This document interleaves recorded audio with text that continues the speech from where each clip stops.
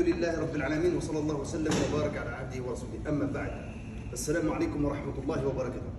Donc le cours d'aujourd'hui, Inch'Allah, il va se diviser en deux parties. Premièrement, la partie technique. Deuxièmement, la partie technique donc sur l'accomplissement de la Umrah. Et deuxièmement, la partie spirituelle, toute la spiritualité à travers la Umrah. Comment vivre la Umrah de manière spirituelle.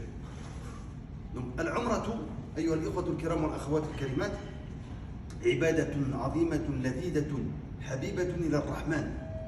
Donc la Umrah, c'est une adoration importante, douce, savoureuse et aimée de Rahman, de Allah Azza wa Jalla Jalaluhu, subhanahu wa ta'ala. Le prophète sallallahu alayhi wa sallam dit Al-Umratu ila al-Umrati kaffaratun lima baynahuma. Une Umrah, elle expie les péchés. Kaffaratun lima baynahuma. Majtuniba al-kaba'ir, tant que la personne elle s'est écartée des grands péchés. Et dans un autre hadith, il dit Man ata hadha al-bayt, sallallahu alayhi wa sallam, il dit Man ata hadha al-bayt, wa lam yarfuth, wa lam yafsuq, raja'a ka yawmi waladatu ummuhu. Celui qui vient à cette demeure, et il ne dit pas d'insultes, il ne fait pas des embrouilles, etc. Et tout, il revient comme sa mère à la mise au monde. هذا الحديث قال العلماء رحمة الله عليهم منهم ابن حجر al-Asqalani, ce savant-là, Ibn Hajar al-Asqalani, c'est celui qui a expliqué Sahih al-Bukhari dans le livre Fath al-Bari. Il dit Man ata hadha al-bayt, le fait que celui qui vient à cette demeure, il dit هذا الحديث يشمل العمرة والحج. Ça englobe la Umrah et le Hajj. Parce qu'il a dit celui qui est venu à cette demeure, c'est-à-dire la Mecque. Il n'a pas dit en état de Umrah ou en état de Hajj. Il a dit donc que la Umrah, de ce fait, elle pardonne tous les péchés aussi. Et c'est pas bizarre que la Umrah aussi, elle peut pardonner tous les péchés. C'est vrai que dans un hadith, sauf si la personne a esquivé les grands péchés. Mais c'est pas bizarre aussi. Parce que parfois, avec un petit acte, Allah Azza wa Jalla lui donne une grande récompense. Vous savez tous, la femme qui a abreuvé un chien, Allah Azza wa Jalla lui a pardonné. C'était une prostituée. Il lui a pardonné ses péchés, il l'a fait rentrer au paradis.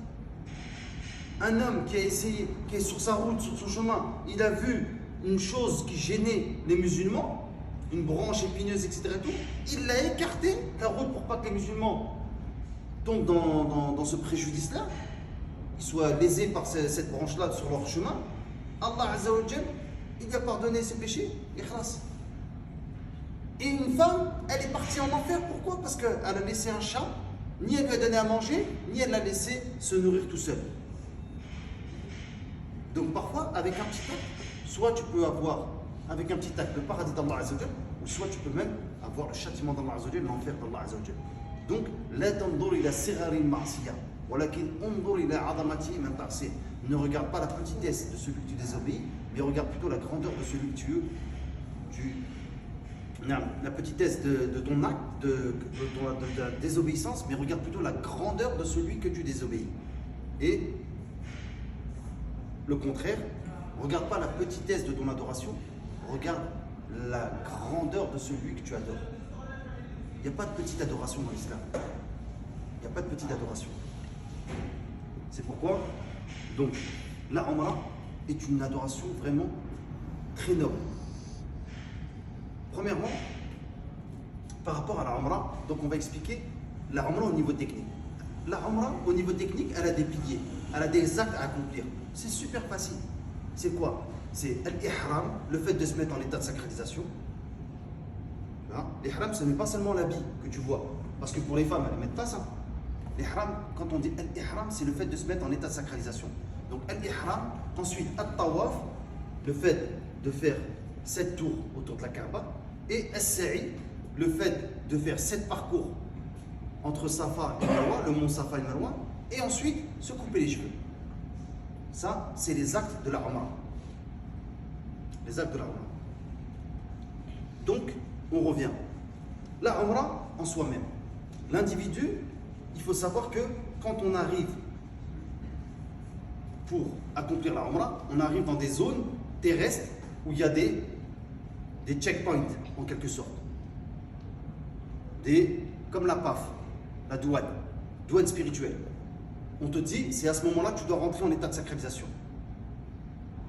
Donc, ici, pour la Médine, c'est Dhul Hulayfa. Le prophète sallallahu alayhi wa sallam, il a fait l'ihram, il s'est mis en état de sacralisation à Dhul Hulayfa. Les gens, ils l'appellent Abyar Ali. Les puits d'Ali, c'est inventé. Il n'y avait pas de puits d'Ali ici à ce moment-là et tout, c'était Dhul Hulayfa. Donc le prophète sallallahu alayhi wa sallam, quand il est parti de Médine, il est arrivé à cet endroit-là, Dhul Hulayfa. Dhul Hulayfa, il s'est mis en état de sacralisation. Il a fait un lavage, sallallahu alayhi wa sallam, il s'est lavé, il s'est parfumé. Ça, c'est pour les hommes. Il s'est lavé, il s'est parfumé. Ensuite, vous voyez certains savants dans des petits livres disent tu te coupes les cheveux, tu te rases les poils, etc. et tout. Ça, c'est pour éviter d'être gêné par tes ongles ou tes poils, etc. et tout. Pas tes cheveux. Tu te rases les poils de tes parties intimes et aussi sous les aisselles. Et tu te coupes les ongles. Tu vois? Ça, c'est une sunna, c'est une tradition que tu ne dois pas dépasser 40 jours. Mais les fuqaha, les juristes, ils le rappellent pour celui qui a fait la umrah. On ne sait jamais s'il l'a oublié. Mais ce n'est pas une sunna en soi-même pour l'ihram. Ce n'est pas une sunna, une tradition pour l'ihram. C'est un rappel. Parce que ça, tu dois le faire avant chaque 40 jours.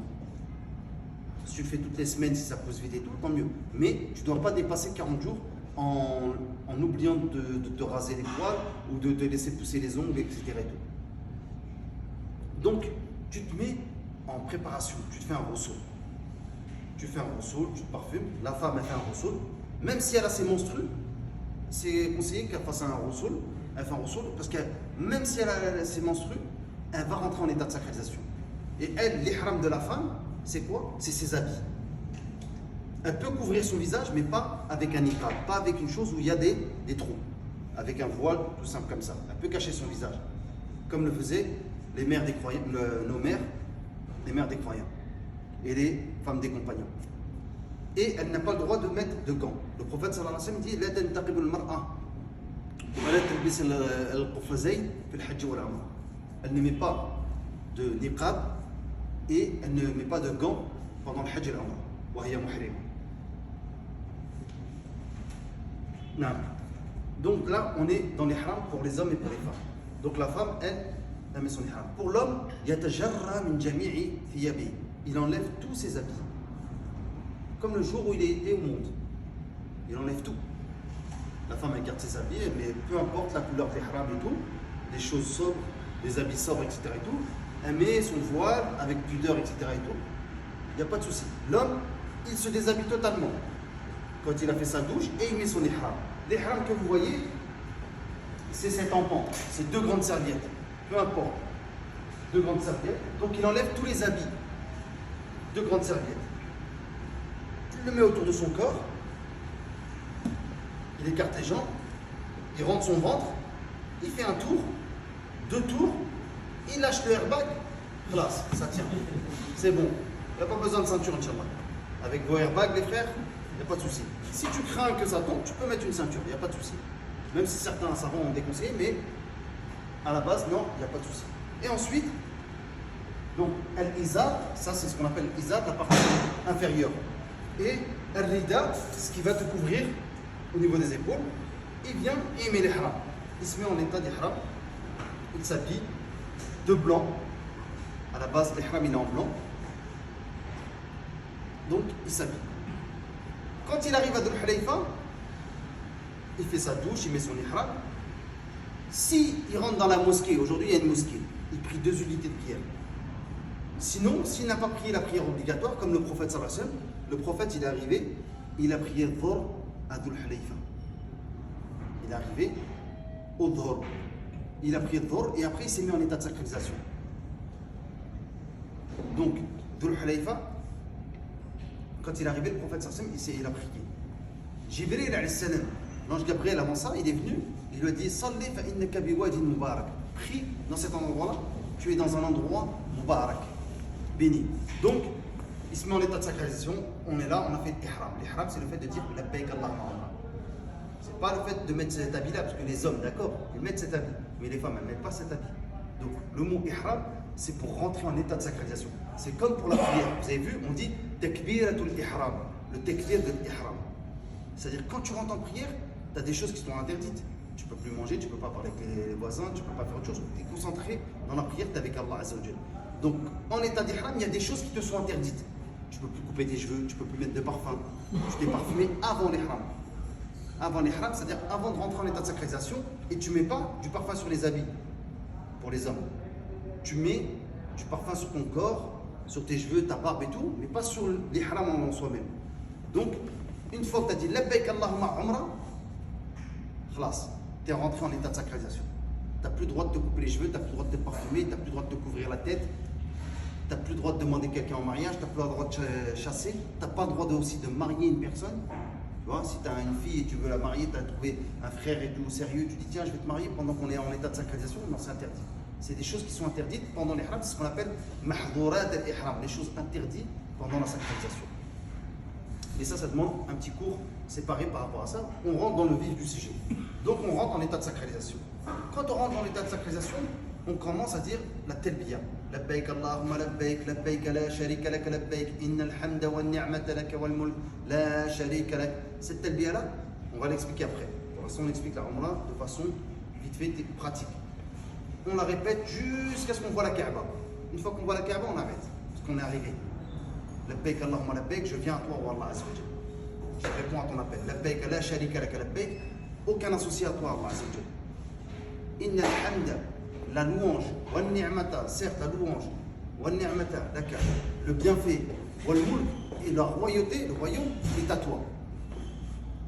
La sharika lak, aucun associé à toi. Donc là, tu rentres en adoration avec l'unicité d'Allah Azza wa Jal. On arrive à Mecca. Quand on arrive à Mecca, on pose nos bagages, etc. Et tout. Si on veut, on veut refaire un rosoul, une douche, sans savon, sans parfum, pour se vivifier, c'est une sunna. Le prophète Sassim, il a refait une douche pour se revivifier pour l'adoration. Sinon, on peut commencer l'adoration. On a les ablutions, on arrive devant la Kaaba. Quand on arrive devant la Kaaba, on voit la Kaaba. Donc, pour le tawaf, pour les actes, on va faire le tawaf. Quand on va faire le tawaf, on va découvrir l'épaule droite. Et j'expliquerai après pourquoi on découvre l'épaule droite. C'est ce qu'on appelle al-iztiba'. Al-iztiba', le fait de découvrir l'épaule droite. C'est une sunna. Si tu as oublié, c'est pas grave. Donc, il y a la pierre noire ici. Il y a la pierre noire ici. Qu'est-ce qu'on fait? On se met face à la pierre noire. Voilà. Et on dit Allahu Akbar. Ou Bismillah Allahu Akbar. Mais Allahu Akbar. On lève la main droite, on dit Allahu Akbar. Si on peut toucher la pierre, tant mieux. On touche la pierre, ensuite on embrasse notre main. Si on peut embrasser la pierre, tant mieux. Si on ne peut pas, de loin, on dit Allahu Akbar. Et vous allez voir, il y a des gens qui font n'importe quoi. Ils vont faire ça, des bisous, etc. Et tout. Non. Nous, on reste toujours dans l'éthique de quoi? Vu qu'on est des musulmans, on adore Allah unique. On a évoqué que cette adoration, on vient à Allah sans associer à lui. Et on doit suivre le prophète sallallahu alayhi wa sallam dans l'accomplissement de cette adoration. Pourquoi? Parce que le prophète sallallahu alayhi wa sallam, il a dit Khudhu anni manasikakum, prenez de moi vos rites du pèlerinage et de la Umrah. Donc, Allahu Akbar, on commence. On laisse la Kaaba du côté gauche. On fait le tawaf en laissant la Kaaba de son côté gauche. Toujours. On ne se retourne pas, on ne fait pas à l'envers, etc. Tout, non, toujours du côté gauche. Donc la Kaaba du côté gauche, et vous avez vu, le cœur, c'est la partie la plus proche de la Kaaba. Tu es lié avec ton cœur à la Kaaba. Et on commence le tawaf. Pour les âmes, les 3 premiers tours, en rapprochant les pas, un peu rapidement. Les 3 premiers tours. Et on expliquera pourquoi après. Donc, et pour les femmes, non, elles marchent normal. Donc si tu es avec une femme, tu accompagnes une femme, ou tu es en groupe, c'est pas grave. Tu évites de faire ça, et tu as la récompense dans ton cœur. Tu fais la niya, l'intention, et tu as la récompense auprès d'Allah Azza wa Jalla. Donc, on commence. On arrive au mur. Ici, il y a un coin de la Kaaba. La Kaaba, vous allez voir, elle est en carré. Et on va expliquer après pour la Kaaba tout ce qui est autour de la spiritualité. Donc, il y a un coin, c'est le coin yéménite, on l'appelle. C'est le coin qui est juste avant la pierre noire, le mur de la pierre noire. Pourquoi on l'appelle le coin yéménite? Parce que les gens du Yémen, ils venaient par cette direction-là. Quand ils venaient faire le pèlerinage, ils venaient. Donc on l'a appelé le coin yéménite. Donc, dès que tu es entre le coin yéménite et la pierre noire, C'est là où tu dis Rabbana atina fid dunya hasanatan wa fil akhirati hasanatan wa qina adhaban nar. Allah Azza wa Jalla, donne-moi une bonne action dans cette vie d'ici-bas et dans l'au-delà et écarte-moi de l'enfer. Tu le dis autant de fois que tu veux, mais une fois au moins. Et c'est une sunna. Si tu l'as oublié, c'est pas grave. Le principal, c'est de faire 7 tours autour de la Kaaba. Donc, on a fait les 7 tours. Et quand tu invoques tout autour de ton tawaf, tu invoques Allah Azza wa Jalla et tu n'as pas besoin de lever les mains.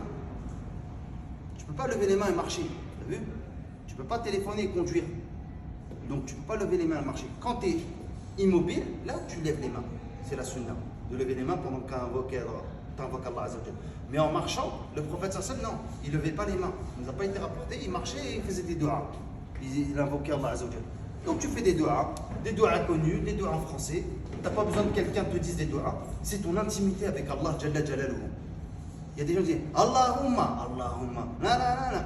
Et pourquoi les gens ne savent pas invoquer Allah, ils ne savent pas demander des choses. Même s'ils ne connaissent pas des doigts en arabe, même s'ils ne connaissent pas des doigts de la sunna, il sait ce qu'il veut. Il est en intimité avec Allah Azza wa Jalla, il invoque Allah Azza wa Jalla comme il veut. De temps en temps, ça arrivera, Inch'Allah, ça peut arriver. Je vous dis, tiens, dites cette dua-là. Je le fais une fois, 2 fois, tranquille. Je vous évoque des doigts de la sunna. Mais je ne vous ferai pas des doigts en criant et en gênant les gens. Les gens, ils crient. Les gens, ils crient dans les invocations. Le prophète sallallahu alayhi wa sallam a dit, vous croyez que vous adorez un sourd? Allah, il entend et il voit. Et il dérange les gens. Allahumma. Et après, tu as certaines nationalités, ils font presque des chants. Subhanallah, walhamdulillah, wa la ilaha illallah. Et tous ensemble. Oh, c'est quoi ça? C'est l'adoration. Le tawaf, avec humilité, tu es en connexion avec Allah. Tu invoques Allah Azza wa Jalla dans ton intimité, en bougeant tes lèvres, en parlant. Tout doucement, Allah il t'entend. Subhanahu wa ta'ala. Donc tu fais 7 tours. La même chose, tu arrives à la pierre noire, tu as fini Rabbana atina fid dunya hasanatan wa fil akhirati hasanatan wa qina adhaban nar. Allahu akbar. Et tu continues.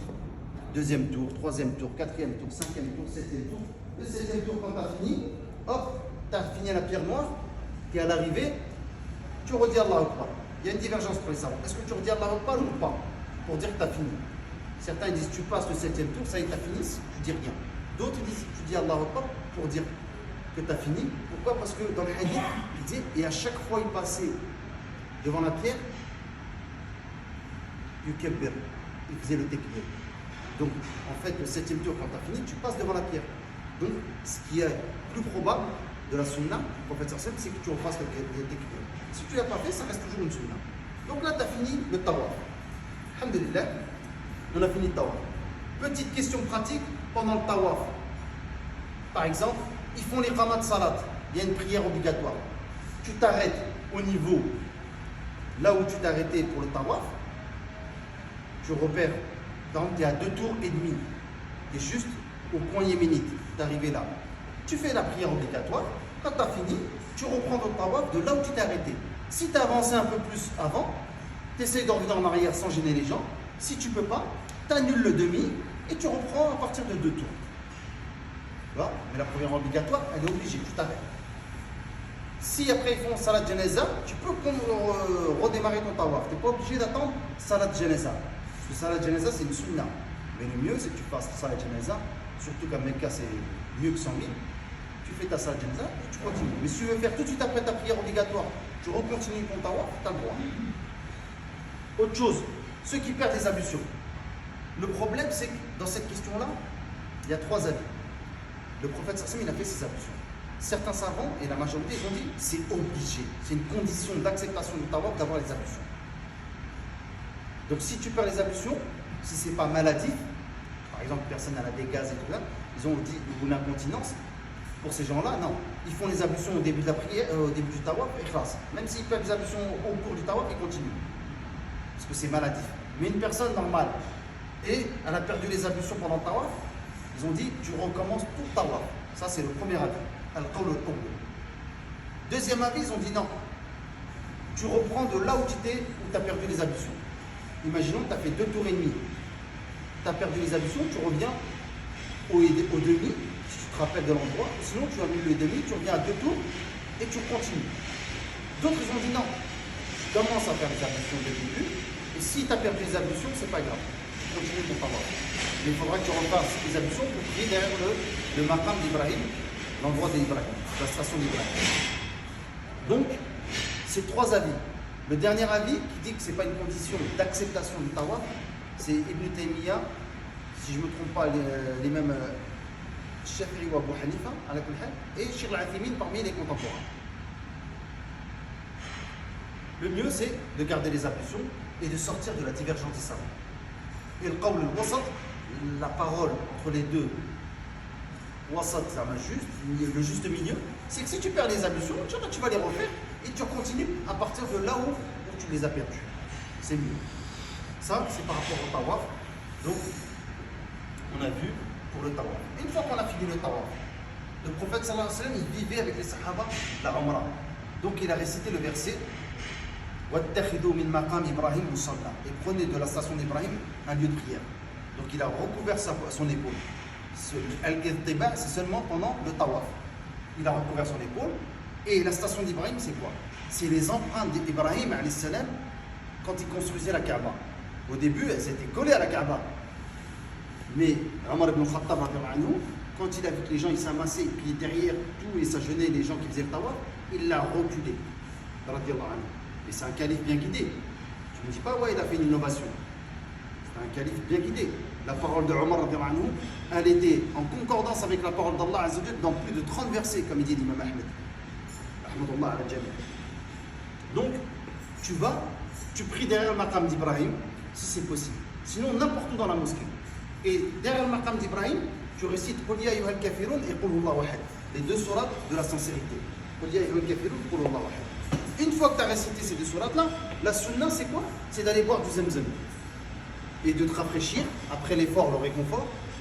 Donc de te rafraîchir, de t'en mettre sur la tête et de boire.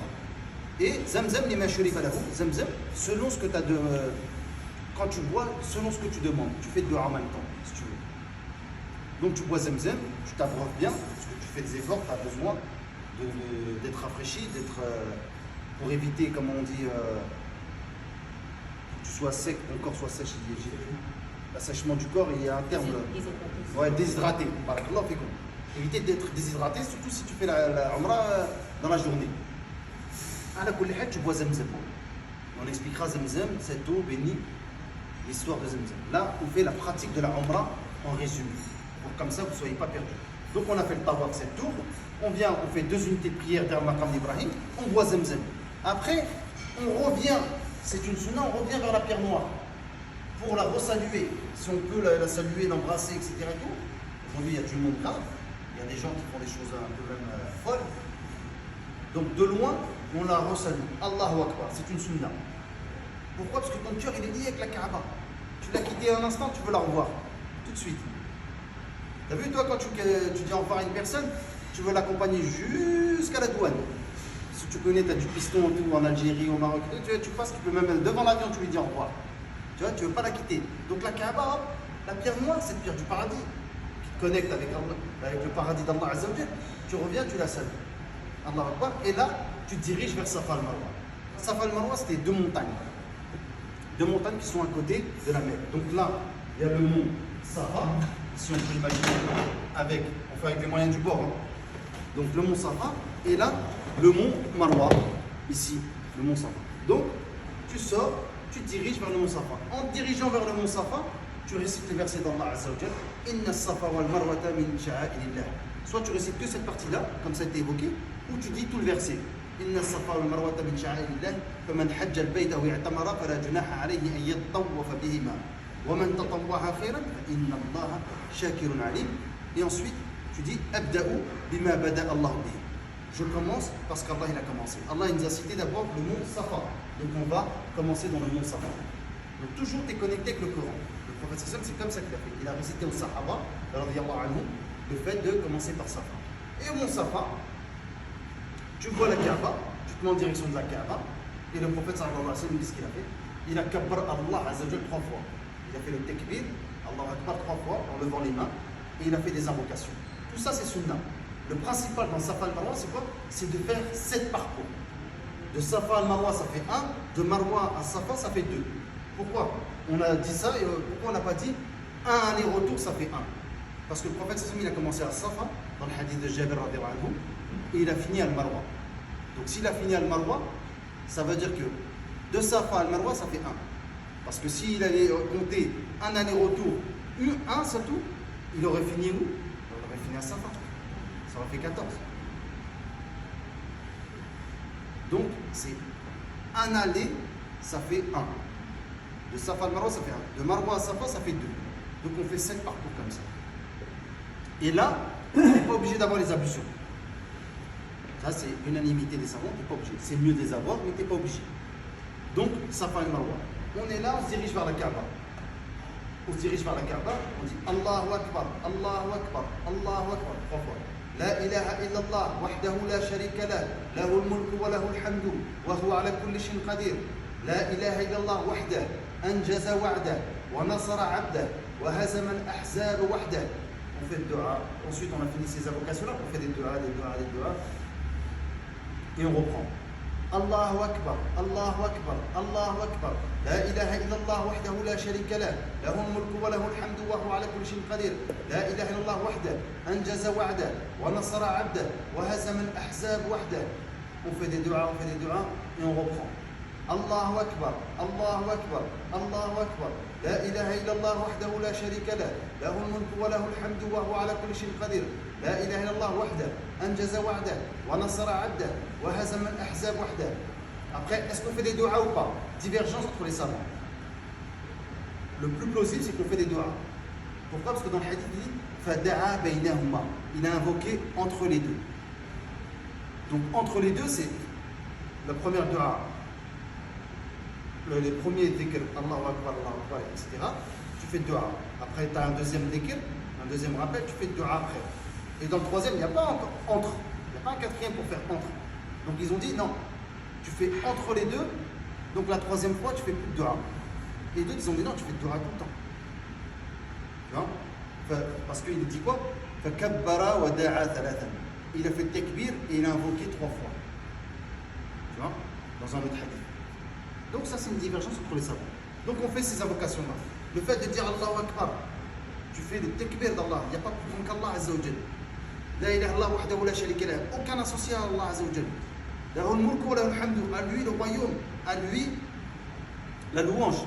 Il est capable de toutes choses. La ilaha illallah wahdah, Allah est unique. La ilaha illallah wahdah, anjaza wa'dah, il a accompli sa promesse, al-wa'd. Wa nasara 'abdah, il a donné la victoire à son serviteur. Abdahu, c'est Muhammad sallallahu alayhi wa sallam. Wa hazama al-ahzab wahdah, et il a détruit les coalisés tout seul. Et on a vu les coalisés quand on est venu à Médine, on a visité la bataille d'Al-Khandaq. Là où il y a eu la bataille des coalisés, lorsque les mécréants se sont alliés avec les juifs pour combattre les musulmans. Donc, tu fais ces invocations-là. Tu pars, tu te diriges vers Al-Marwa. Tu invoques Allah Azza wa Jal toujours, tu marches et tu invoques Allah Azza wa Jal. Dès que tu vas voir les lumières vertes, ça correspond à quand Ismaïl, la mère d'Ismaïl, Hajar, alayhi salam, elle a commencé à courir quand elle avait laissé son fils devant la Kaaba pour chercher à manger ou à boire ou de l'aide. Elle courait à ce moment-là parce qu'elle avait peur qu'un fauve vienne dévorer son fils, etc. Donc tu commences à précipiter toi pour les hommes. Tu me dis, ouais mais Hajar, c'était une femme, elle a couru. Ouais mais Hajar, quand elle a couru, elle était toute seule. Il n'y avait personne, il n'y avait aucun homme. Aujourd'hui, si une femme elle court, ses atouts, tu vois, elle va montrer ses atouts devant les hommes. Ça va bouger. Et la femme, elle lui a demandé de quoi? D'être une femme pudique, la pudeur. Donc soit, si tu es avec ta femme, tu restes à côté de ta femme, tu ne cours pas pour la protéger, tu es son garde du corps. Soit, tu lui dis, écoute, reste sur le côté gauche, moi je cours, dès que j'ai fini, il y a une vingtaine, trentaine de mètres, je ralentis, je m'arrête, et toi tu me rejoins, et on continue la chose. Ça, côté pratique. Et après, tu arrives à Al-Marwa. Al-Marwa, tu fais comme à Safa. ففعل في المروة مثل ما فعل في الصفا. Jabir radhiyallahu anhu, quand il raconte le hadith du Hajj du prophète sallallahu alayhi wa sallam, il dit, et il a fait à Al-Marwa la même chose qu'il a fait à Safa. Et tu refais la même chose. On est à Marwa ici, on se dirige vers la Kaaba. Aujourd'hui, on ne pourra pas la voir à Marwa. À Safa, on peut la voir, mais à Marwa, il y a des murs. Donc, on se dirige vers la Kaaba. Comme vous allez voir, sur le sol, il y a des traits marrons. C'est pour signaler la direction de la Kaaba. Et tu fais la même chose. Allahu Akbar, Allahu Akbar, Allahu Akbar. La ilaha illallah wahdahu la sharika lah. Lahu al-mulku wa lahu al-hamdu wa huwa ala kulli shay'in qadir. La ilaha illallah wahdahu anjaza wa'dah wa nasara 'abdah wa hazama al-ahzab wahdah. Et tu fais des invocations. Ibn Omar, il fait des invocations, une durée entre les deux, de la durée de la sourate de Baqara, c'est-à-dire la récitation de sourate Baqara. Quand tu le mets sur le MP3 ou la cassette, etc., et tout, ou le CD, ça fait au moins 1h30, 2 heures. Pendant 2 heures, il restait à faire des invocations. Nous, Inch'Allah, on va faire ça un peu plus vite et tout, parce qu'on est en groupe. Mais sinon, certains pieux prédécesseurs et tout, ils restaient aussi longtemps que Ibn Omar en invoquant Allah Azza wa Jalla. Pour les questions, attendez. Donc là, on refait ces doigts-là, pareil à Safa al-Marwa. Je vais laisser un temps pour les questions, Inch'Allah. On a fini, donc on refait deuxième, troisième, quatrième, cinquième, sixième, septième, on est où? On est à Marwa. Quand on a fini, ça y est. Est-ce qu'on fait les doigts ou pas? Certains savants, ils ont dit non, tu ne fais pas les doigts. Par exemple, comme Cheikh al-Albani, d'autres, ils ont dit non, tu fais les doigts. Comme Cheikh al-Albani ou d'autres. Je donne des savants contemporains. La majorité disent tu fais des doigts. Pourquoi? Parce que dans le hadith, il dit, Jabir radhiyallahu anhu, il dit, après qu'il a fini à Safa, à Al-Marwa, فخرج رسول الله صلى الله عليه وسلم لما وصل إلى صفا فخرج. Il a fini, il est sorti. Il n'a pas évoqué, Zama il a fait les doigts. Mais là, les autres, ils ont dit, donc il a dit, tu ne fais pas les doigts pour le septième, le dernier. Cheikh Albani, il a vu l'apparence du hadith, il a dit, tu ne fais pas de doigts. Les autres, ils ont dit, non. Dans le même hadith de Jabir, celui qui te dit ça, il dit, il a fait la même chose à Al-Marwa qu'à Safa. Donc s'il a fait la même chose, c'est qu'il fait les doigts même le septième tour. Dans tous les cas, c'est une divergence. Là, je vous ai expliqué pourquoi ils ont divergé. Et le mieux, c'est de faire les doigts pour sortir de la divergence. Et celui qui est convaincu que le septième tour, quand il a fini, il ne fait pas de doigts, il n'y a pas de souci. Il s'est attaché à la sunna du prophète sallallahu alayhi wa sallam. Sauf que la vision des savants par rapport à ça, elle est différente. Et on est tous des frères, on est tous liés au Coran et à la sunna. Toi, tu as été convaincu de la parole de ce savant-là, et moi j'étais convaincu de la parole de ce savant-là. On n'a pas besoin de s'embrouiller par rapport à ça. Alhamdulillah. Donc une fois qu'on a fini Safa al-Marwa, pareil, si entre Safa et Marwa il y a une prière obligatoire, on s'arrête.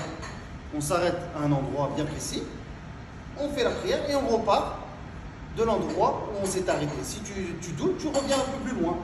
Tu vois, 2-3 pas en arrière et tout, et tu recommences le tawaf avec l'intention le séri, avec l'intention de finir le séri. On a fini Safa al-Marwa, on sort, on se dirige vers les coiffeurs. Les coiffeurs, soit vous coupez les cheveux un petit peu, soit vous rasez.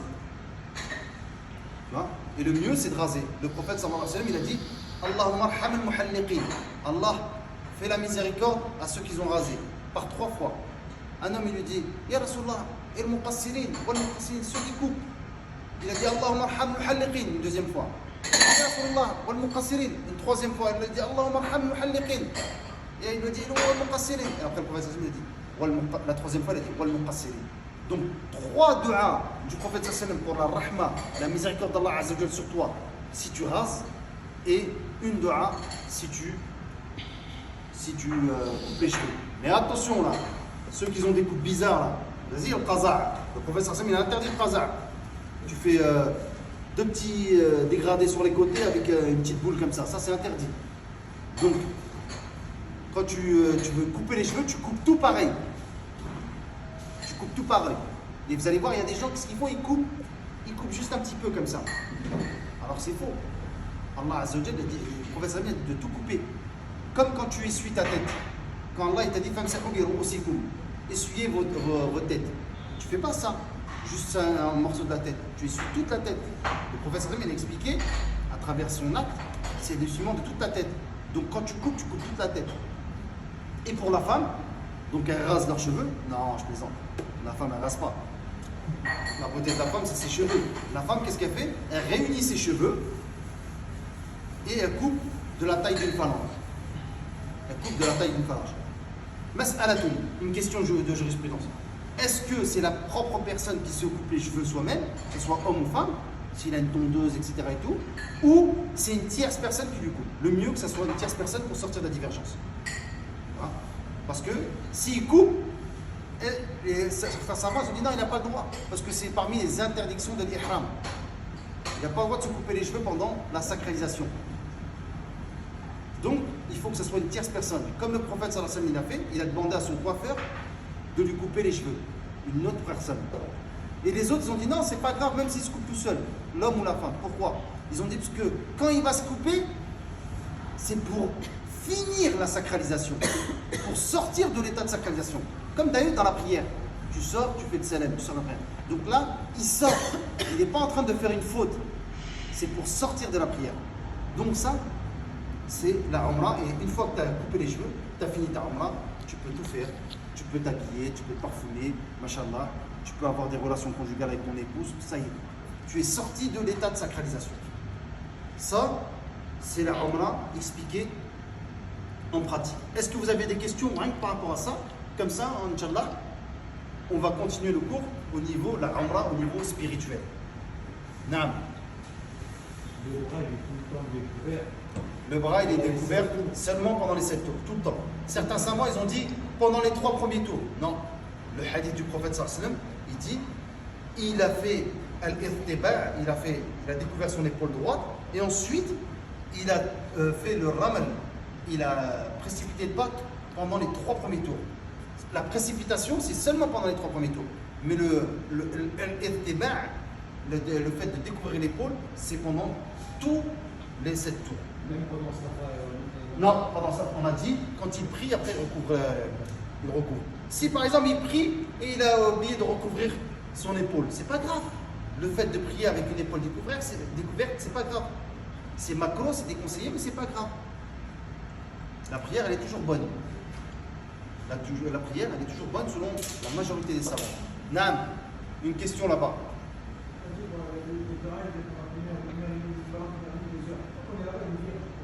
Oui, aujourd'hui il y a du monde, etc. Et tout. Ils nous disent allez-y, avancez, avancez. Moi je te dis comment c'était, c'est-à-dire leur relation spirituelle avec Allah Azza wa Jal. Tu vois, aujourd'hui, quand tu es en connexion avec Allah Azza wa Jal, nous aujourd'hui, tellement on est faible de foi, on veut ça y est, on fait vite la Umrah. Tu vois, même des gens disent ouais, ça dure combien la Umrah? Non, tu demandes même pas ça. Quand tu rentres dans l'adoration de la Umrah, tu es avec Allah Azza wa Jal. Tu te lasses pas d'être avec Allah Azza wa Jal. Toi, parfois, tu regardes une série Netflix, saison 1, saison 2, saison 3, pendant toute une nuit. Tu es absorbé par la... Tu dis, oh non, je veux savoir la fin. Prochain épisode, vas-y, encore un épisode. Ta femme dit, vas-y, viens, là, c'est tout. Demain, tu travailles. Attends, le dernier épisode. Et le dernier épisode, ils te mettent un suspense à la fin et tu regardes. Encore. Tu as regardé 3 séries, 3 saisons en un coup. Tu es plongé dans la chose, le trip de la matrice. Pourquoi? Parce que ton cœur, il est inspiré par ça. Tu vois? C'est un désir. Est-ce que ce désir-là, tu l'as pour Allah Azza wa Jal? C'est pour ça Allah Azza wa Jal, il a dit pour les croyants, وَالَّذِينَ آمَنُوا أَشَدُّ حُبًّا لِلَّهِ. Et les croyants, ils ont plus d'amour pour Allah Azza wa Jal que les mécréants. Les mécréants, ils nous font croire qu'ils ont de l'amour pour Allah et tout. Non, les croyants ont plus d'amour pour Allah Azza wa Jal que eux. Une autre question par rapport à ça? Les coiffeurs? Il y a des coiffeurs. Machallah, t'inquiète, 10 riels. L'argent sur toi, si tu as une banane et autres, il n'y a pas de souci. Certains savants ils disent oui, c'est déconseillé d'avoir une banane, c'est déconseillé d'avoir une montre et autres. Pourquoi? Parce que quand tu fais l'ihram, tu te détaches de tout ce qui est beau, les habits, etc. Tu essayes d'avoir l'humilité devant ton Seigneur. Égaux, on est tous égaux dans l'habit de l'ihram. Ils disent ouais, non, c'est pas bien, etc. Et tout. Chez certains médiquites. Tu sais, la banane, etc. Mais si la banane, tu l'utilises pour mettre ton argent, tu vois, la ceinture pour mettre ton argent, pour qu'éviter les haram montent, ou la montre pour savoir l'heure, t'es pas là en train de faire beau gosse avec une montre. Non, c'est pas pour t'embellir, c'est pour savoir l'heure, etc. Et tout. Il n'y a pas de souci. Tu me dis pourquoi? Regarde le prophète, sallallahu alayhi wa sallam, quand il a fait son état d'ihram, il a mis du gel, sallallahu alayhi wa sallam. Il a mis une texture de l'eau avec du miel pour tenir ses cheveux pour pas qu'ils partent dans tous les sens. Aujourd'hui, quand tu fais une coupe au gel, c'est pour quoi? T'es beau gosse. Hein? Les gens, quand ils font une coupe au gel, tu vois quelqu'un, tu dis, oh, machallah, bien la coupe au gel. Tu vois? Pour qu'il soit beau gosse. Donc le prophète, il s'est embelli pour éviter que ses cheveux partent à droite et à gauche. C'était une nécessité. Tu me dis, c'est un embellissement aussi. Tu vois, d'avoir les cheveux bien et tout. Pas partir en l'air et tout. Donc, si le prophète sallam il a fait ça, il s'est permis de faire ça, pour éviter que ses cheveux soient partent à droite à gauche, le fait de mettre une banane pour protéger son argent, ou une montre, ou des lunettes pour voir mieux le chemin, etc. Il n'y a rien d'interdit. C'est le fait de se distinguer avec. Si tu viens, tu mets un ihram Hugo Boss.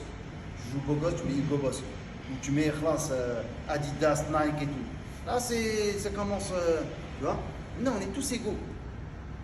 On est tous égaux. Et l'ihram, il ne doit pas avoir de. Il y a certains ihrams, ils ont des boutons. Tac, tac, tac, tac. Ça ressemble à un habit. C'est interdit.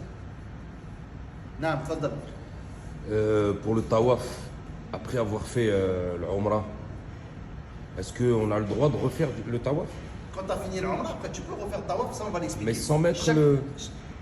Normalement, à la Kaaba, quand tu veux faire un tawaf, tu fais 7 tours, la même chose, sans découvrir l'épaule. Quand tu veux faire des tawafs surrogatoires, tu fais 7 tours, 2 unités de prière. D'accord. Et le tawaf, pareil, Allahu Akbar, tu fais des du'as. Tu arrives à Rukn Yamani, Rabbana atina fid dunya hasanatan wa fil akhirati hasanatan wa qina adhaban nar. Tu fais 7 tours, tu vas, tu fais 2 unités de prière. Et si tu veux recommencer encore 7 tours, plusieurs fois, tu profites.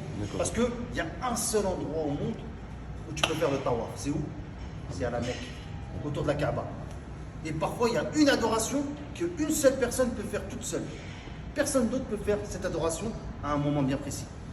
C'est à quelle adoration c'est? La pierre noire. C'est la pierre noire quand tu embrasses la pierre noire. Si Allah il te facilite d'embrasser la pierre noire, à cet instant même là, il n'y a que toi qui fais cette adoration-là. T'imagines? Personne d'autre. Parce qu'il y a la place pour qu'une tête. Mais tu verras, il y en a, ils mettent 2 têtes carrément. Ils s'embrouillent et tout. Il y a des femmes, elles veulent à tout prix. Elles pensent que ça y est, si elle touche la pierre noire, elle va aller au paradis, elle va être transportée directement au paradis. Tu vois? Stargate, la porte des étoiles, elle arrive au paradis direct. Alors ils se battent. Ils font n'importe quoi. Alors que Omar, il a dit, tu vois, il évitait, le prophète Sam, il a dit d'éviter de. Parce qu'il lui a dit, t'es fort et tout, toi tu vas opprimer les gens, tu vas leur faire un préjudice. Tu vois? Et c'est qu'une pierre. Comme il a dit, Omar, il a dit, Wallah, inni a'lamu innaka la hajar. Lawla ra'aytu Rasulullah sallam yuqabbiluk ma qabbaltu. Il a dit, Wallah, je sais que t'es qu'une pierre. Mais j'ai vu le prophète sallam t'embrasser, je t'embrasse. Parce que nous, pourquoi on fait ça? C'est parce que le prophète sallam l'a fait. Pourquoi on fait ça? C'est parce que Allah Azza wa Jalla nous a ordonné. Pourquoi tu mets le hijab? Ah non, parce que ça, Allah il m'a ordonné. Pourquoi tu pries? Allah il m'a ordonné. Pourquoi tu laisses ta barbe et tout? Parce que le Rasul il a dit laissez vos barbes, etc. Toutes ces choses-là. Pourquoi tu es bon avec tes parents même s'ils sont mécréants? Parce que Allah Azza wa Jalla et son prophète ils m'ont ordonné. Pourquoi tu es bien avec tes voisins? Parce que Allah et son prophète ils m'ont ordonné.